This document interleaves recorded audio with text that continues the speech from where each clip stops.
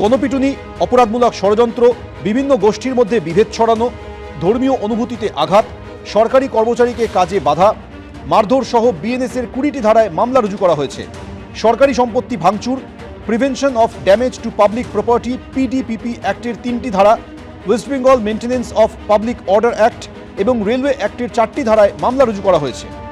রাজনৈতিক উদ্দেশ্য মনোভাবে রাজনৈতিক উদ্দেশ্য প্রণোদিত হয়ে এই গ্রেপ্তার করা হয়েছে।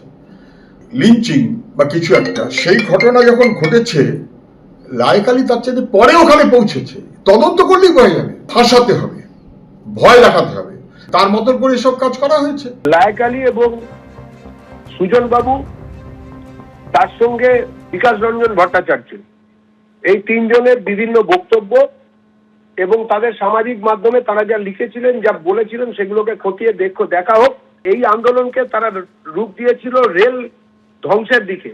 খেয়াল করে দেখবেন, রেলের যে লাইন, তার উপরে পাথর কিংবা লোহার বড় বড় টুকরো রাখা হয়েছিল শুধুমাত্র রেল বিপর্যস্ত করার জন্য। এইরকম একটা পরিস্থিতিতে দাঁড়িয়ে যে কথা মাননীয় মুখ্যমন্ত্রী শ্রী শুভেন্দু অধিকারী বলেছেন এবং সেই অনুযায়ী ব্যবস্থা হয়েছে, বাকি আদালত বলবেন। সোমবার ধৃত সিপিএম নেতাকে আদালতে তোলা হবে।